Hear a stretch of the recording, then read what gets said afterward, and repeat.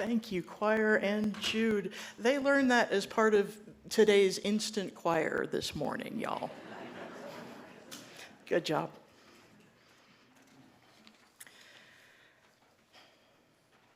It's almost a little too on the nose, isn't it?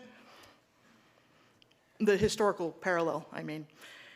Down to the decades, the emancipation of enslaved people in the 1860s, leading to a period of great advancement called Reconstruction.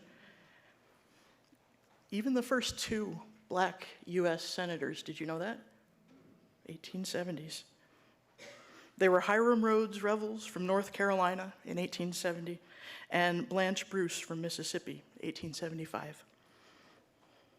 And then, of course, the racist backlash of the KKK in the early 20th century into the 1920s, and its creeping infiltration of our government. Any of this sounding familiar? Yep, and then we had the civil rights movement of the 1960s, again, followed by great advancement, even the election of a black president, and then the inevitable racist and patriarchal backlash that continues into the 2020s, the infiltration of our government. A little too on the nose and maybe a little depressing if you spend too much time on it. We've been here before. We won this battle, didn't we? Just as we won the Civil War and the Alabama bus boycott, the 2008 election. And always these are hailed as great victories over racism and over injustice. And they are, but not decisively. The truth is, our hard-won victories over injustice are only ever temporary. And another truth is that we'll never get it 100% right. Humans mess up. There is no finish line in this work where we're finally perfect, where conflict doesn't exist, where prejudice isn't part of our social landscape. And so as I reflected on Susan's words today, I wondered, what would Frances Ellen Watkins Harper and Dr. Justina Ford have to say to us today? What would they have to say to each other? Harper was born a free black woman in 1825 and spent her first 40 years speaking out against slavery. And Dr. Justina Ford was born in 1871, after slavery ended, during that heady and optimistic and very brief period of Reconstruction. So what would a conversation between the poet who had seen that most heinous aspect of our history and the doctor who was free of the prospect of slavery but still faced immense racism, inequity, and injustice in the new western state of Colorado, what would they say to one another? Well, at home, part of my personal spiritual practice, I've probably mentioned here before, is an ancestor altar. And along with pictures of my own physical ancestors, I also have several of my spiritual ancestors as well. Frances Ellen Watkins Harper is there and has been there for a long time. She's one of my Unitarian heroes. And I think Dr. Ford might make an appearance there soon as well. I look to my ancestors for guidance in my own life. And so it was natural that as I heard Susan's words, I imagined being with them, these black spiritual ancestors. Maybe they met in Dr. Ford's parlor. And I hear them as they speak, I hear them lament that in 2026, we're still fighting the same battles now as they did in the previous 2 centuries. Shaking their heads that their descendants, young black people, are still trying to make this country into what it promised to be 250 years ago. that now as then demands for justice are often met with anger or with symbolic changes that really change nothing. But along with the lament, they also hand me some wisdom. First, I hear Harper, the poet, saying, "Don't let the heavy weight of this hour crush your hope. You look at the world and you despair that you're fighting the very same monsters your ancestors faced.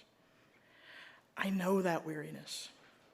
I watched emancipation quickly give way to the injustice of Jim Crow. But remember," she tells us, she says, "your anger is proof that your conscience is alive. Channel that fire into something durable, something smart. Pick up your pens and your cameras. Document your truth. Spread it far and wide. Make your voice count." And then I hear Dr. Ford tell me, "Child, this system was never built for you. It wasn't built for our people.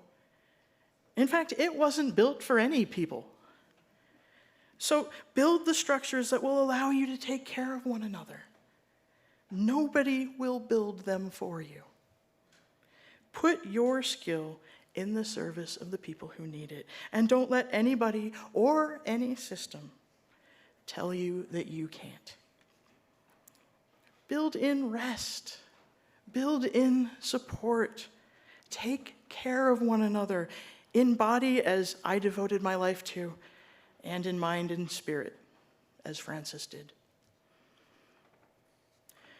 They recognized, these two amazing women, even then, that we don't do this to get to a goal.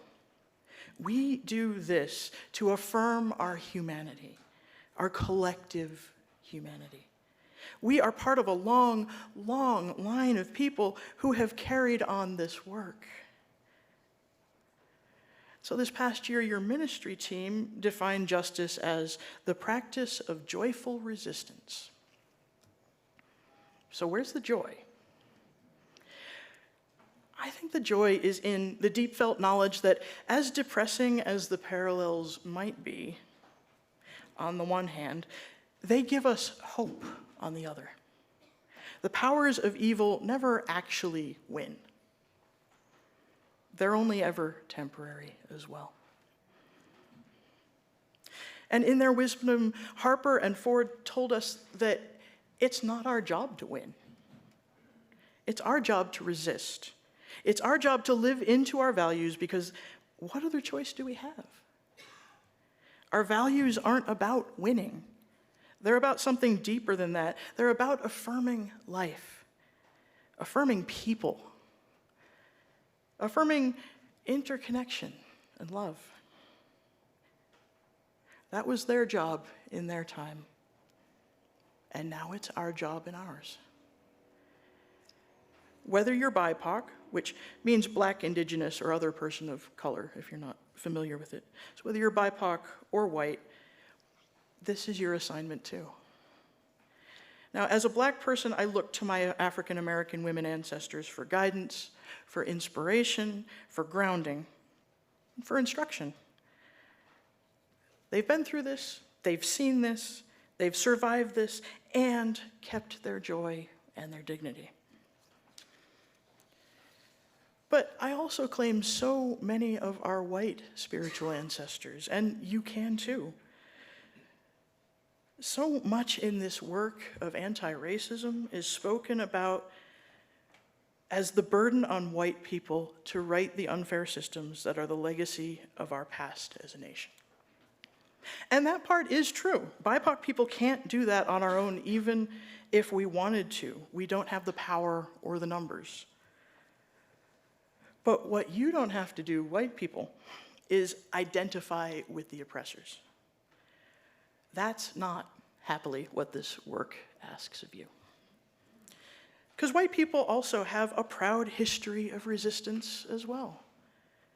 That same Philip Van Cise, In addition to having the guts to face down 2,000 Klan members, Van Cise is also known for accosting and holding several members of an outlaw gang in Denver in the basement of First Universalist Church, where he was a member. It's pretty cool. And he did this because systems of law and justice had failed. The mayor, most of the police in Denver were members of the Klan and would actively thwart justice if their fellow Klan members were put in jail. Now, I am not necessarily saying we should lock people in our basement. I'm pretty sure that's an insurance issue, right, Carol? But I do hold him up as a man who held unwaveringly to his values, who found solutions outside the corrupted systems in order to protect and support his fellow human beings, who lived his faith out loud with great risk to himself in support of justice and of interconnection. And I also hold up Susan today.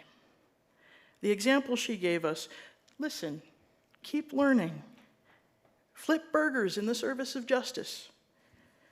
Put yourself in service of amplifying the message of people from marginalized communities, whose voices are vital to our existence as a whole and loving people. But friends, we all get to look to all of them as our spiritual ancestors. Dr. Ford, Attorney Van Cise, Frances Ellen Watkins Harper, they didn't complete the work, and neither will we. But they tended the flame. They fed it, they protected it, and then they handed the torch to us. So, friends, may we do our part to steward it as well as they did. May we be just as faithful. Amen. Ashe. May it be so. Thank you, Susan.